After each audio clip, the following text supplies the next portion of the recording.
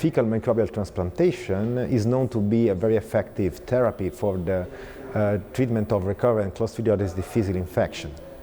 But when we look at the other data that we have in chronic disorder, these beautiful results have not been replicated. Why? Basically because Clostridioides difficile infection is a very simple acute dysbiosis, so it's very easy to treat. While when you move to the other chronic disorder, the dysbiosis is much more complex and consolidated over time, so it's much harder to be restored. For these reasons, while for FMT basically every donor works and every protocol more or less works, we need the identification of key determinants of success that can predict the clinical success for FMT in the application of this procedure for chronic disorders.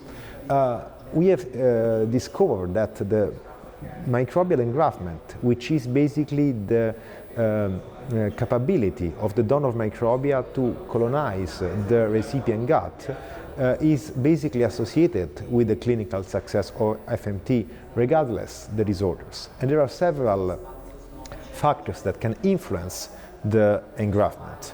First of all, some related to the donor. We know that some donor microbiome are better than others in engrafting, especially those with the higher diversity and the higher evenness.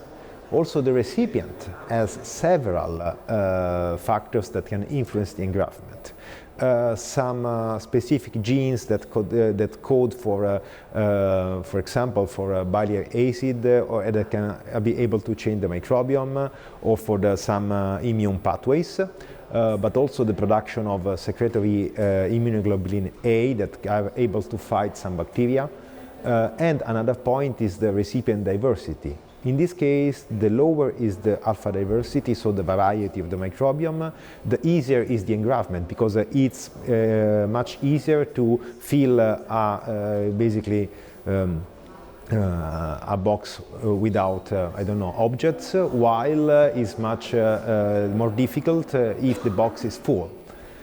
Another point is related to the protocols. We know that the engraftment with a single FMT is temporary, so it's going to decrease over time. And as soon as the engraftment decreases, also the clinical effect will start losing. So another point is the chronic approach to FMT. Because basically for chronic disorder, FMT should be considered as a chronic therapy and not as a one-shot therapy, as a magic therapy, how can I say. Another point is basically the assessing of microbial determinants. So we need some specific testing that should go into clinical practice, basically, because at that time we have several limitations for this testing to go into clinical practice, but things will change very soon. But basically, at the moment, we have no consolidated data that basically justify the approach of using a microbiome testing to drive and personalize the FMT therapy. But there is also this need. Another need is the issue of reproducibility, because the reproducibility for FMT is crucial.